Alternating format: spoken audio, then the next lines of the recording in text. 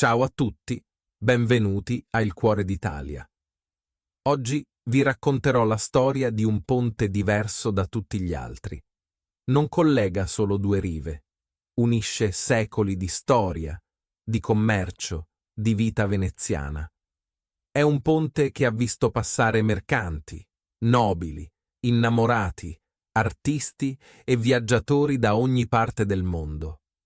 Il ponte di Rialto non è solo una costruzione di pietra, è il simbolo vivo di Venezia, il cuore che ha fatto battere la città per secoli.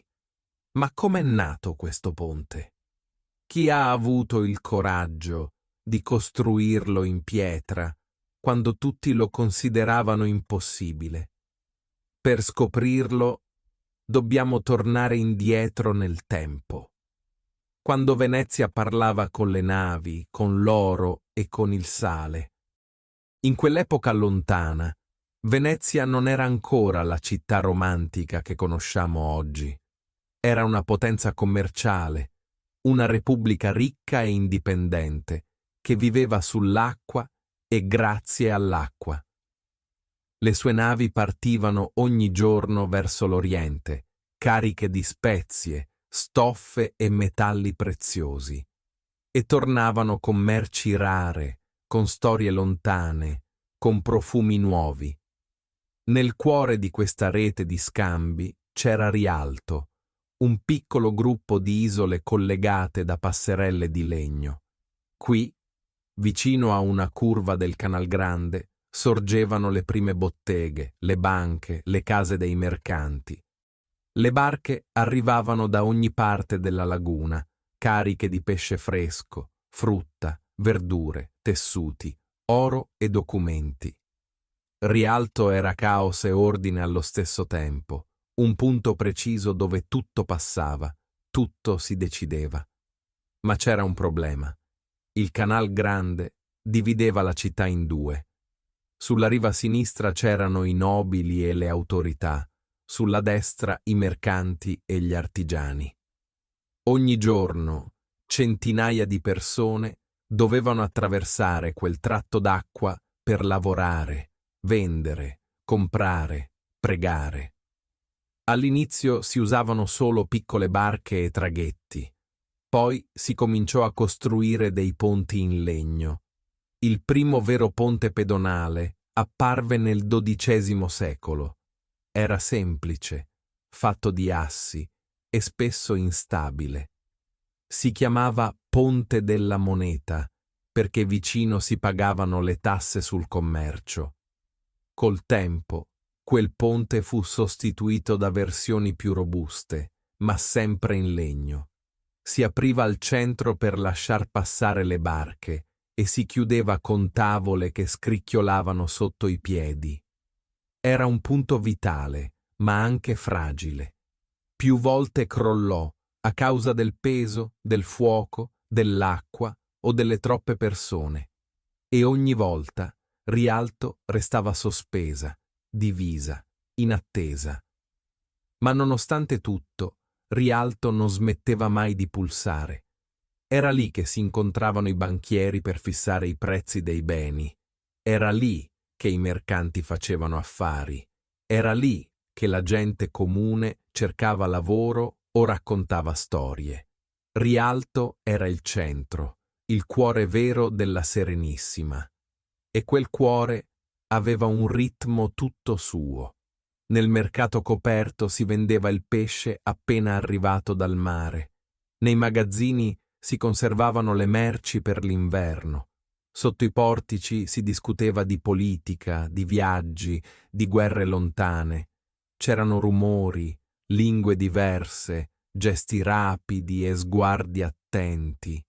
Tutti passavano da lì. Ma ogni volta che il ponte crollava, Venezia capiva quanto fosse fragile quell'equilibrio e quanto fosse urgente trovare una soluzione duratura.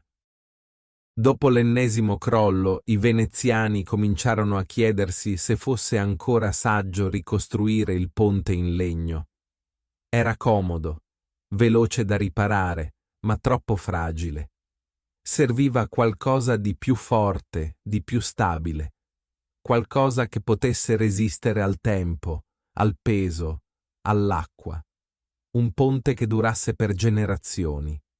L'idea di costruirlo in pietra sembrava, per molti, una follia. Venezia è costruita sull'acqua, su pali di legno conficcati nella sabbia. Costruire un arco in pietra sopra il Canal Grande sembrava impossibile, quasi un insulto all'equilibrio delicato della laguna. I mercanti temevano che i lavori bloccassero il passaggio delle barche. I più religiosi parlavano di arroganza contro la natura, ma alcuni, pochi ma determinati, vedevano in quell'idea una visione: trasformare il cuore economico della città in un simbolo eterno. Dopo anni di discussioni e proposte, nel 1587 il Senato veneziano decise di aprire un bando pubblico, cioè una gara aperta a tutti gli architetti. Chi voleva poteva presentare un progetto per costruire il nuovo ponte di Rialto in pietra. Fu una decisione storica. Arrivarono decine di progetti da tutta Italia, anche da grandi nomi dell'epoca. Tra questi si dice che ci furono anche Michelangelo e Andrea Palladio, due tra gli architetti più famosi del Rinascimento. I loro disegni erano eleganti, con più arcate, colonne decorate, strutture imponenti, ma forse troppo complesse per Venezia. Alla fine venne scelto un progetto molto più semplice e audace, un ponte ad un solo arco, con delle botteghe al centro. Un ponte solido ma armonioso, una linea netta sopra l'acqua. Il vincitore del bando fu un architetto veneziano di nome Antonio da Ponte. Il suo cognome sembrava già un segno del destino. Antonio da Ponte non era un artista di corte, ma un uomo pratico, esperto di cantieri e costruzioni pubbliche. Conosceva i limiti della città e la forza dell'acqua. Sapeva che, per costruire lì, serviva esperienza più che fantasia. Il suo progetto univa bellezza e funzionalità, rispetto per la tradizione e desiderio di innovazione. Era un ponte pensato per i mercanti, per la gente, per Venezia. Quando il suo progetto fu approvato, molti restarono sorpresi. Alcuni lo consideravano troppo semplice, altri troppo rischioso. Ma Antonio da Ponte aveva una certezza: si poteva fare. Bisognava solo avere il coraggio di cominciare. E così, nel cuore del Cinquecento, mentre Venezia continuava a commerciare con il mondo, cominciò una delle imprese più ambiziose della sua storia: costruire in pietra, là dove sembrava impossibile. I lavori iniziarono con grande attenzione e per molti anche con un po' di paura. Nessuno aveva mai costruito un ponte di pietra così grande sopra il Canal Grande. L'acqua era profonda, il fondo era sabbioso, le correnti forti. Prima di tutto bisognava creare una base solida. I lavoratori piantarono circa 12.000 pali di legno nel fondo del canale, uno accanto all'altro, per sostenere i piloni laterali. Era un lavoro lento, faticoso, invisibile, ma necessario. Ogni giorno si vedevano uomini con le mani sporche di terra e calce, barche piene di pietre d'Istria, rumori di martelli, corde tirate, voci forti. L'intero cantiere sembrava una nave ferma sull'acqua. Antonio da Ponte era sempre presente. Controllava tutto, parlava con gli operai, prendeva appunti. Aveva un obiettivo chiaro: costruire qualcosa che durasse per secoli, non solo per qualche anno. Il ponte doveva avere un solo arco largo 28 metri, una scelta coraggiosa. Nessuna colonna nel mezzo, nessun ostacolo per le barche mercantili. Il Canal Grande doveva restare libero. Ma costruire un arco così grande in pietra, sopra l'acqua, era una sfida molto difficile. Ogni pietra doveva essere tagliata con precisione assoluta. L'equilibrio dell'arco si basava su una pietra centrale, chiamata chiave di volta, una sola pietra che teneva unite tutte le altre. Se quella cadeva, tutto crollava. Per essere sicuri, si usò una tecnica speciale chiamata centinatura. Si costruiva una struttura in legno che reggeva le pietre fino alla fine dell'arco.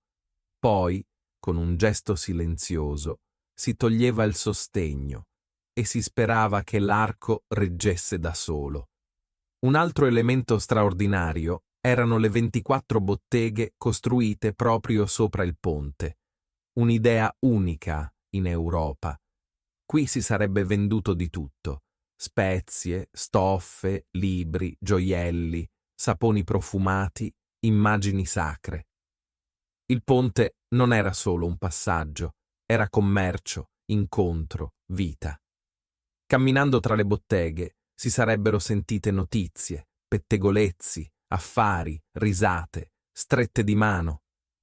Venezia guardava tutto con emozione. Alcuni dicevano che il ponte sarebbe crollato prima della fine dei lavori. Altri dicevano che non avrebbe resistito più di 20 anni. Ma chi credeva nel progetto parlava di un'opera che avrebbe durato per sempre, un segno di fiducia nella città. E mentre nel resto d'Europa si combattevano guerre religiose e si costruivano grandi chiese, Venezia, nel cuore del Cinquecento, sceglieva di investire nel commercio, nella pietra, nella bellezza quotidiana. Il ponte univa le due rive, ma anche due idee, quella della tradizione e quella del futuro. I lavori durarono dal 1588 al 1591, 3 anni e mezzo di fatica, dubbi, pioggia, discussioni e giornate di lavoro silenzioso. Ogni pietra posata era una sfida vinta. Ogni giorno passato sul cantiere era un passo verso qualcosa di più grande. Quando l'arco fu completato, Venezia si preparò a un giorno speciale. Il sole del mattino illuminava il Canal Grande come uno specchio liquido. Le barche erano decorate con nastri colorati, le bandiere sventolavano sopra i tetti e una folla curiosa si riuniva su entrambe le rive. Il nuovo ponte di Rialto stava per aprirsi alla città. I nobili arrivarono in processione, vestiti con abiti eleganti, seguiti dai rappresentanti del Senato. I mercanti assistevano con orgoglio. Il ponte che univa le due anime della città, San Marco e San Polo, era finalmente realtà. La gente guardava con stupore. Alcuni piangevano, altri applaudivano. Era un giorno di festa, di identità, di bellezza condivisa. Le botteghe sopra il ponte si aprirono tutte insieme. 24 piccole botteghe, costruite tra le arcate e protette da tetti scuri e resistenti. Si respirava l'odore dei materiali freschi, mescolato al sale del mare. Camminando sul ponte si sentivano lingue diverse: veneziano, greco, turco, ebraico, toscano. Ogni passo raccontava un incontro.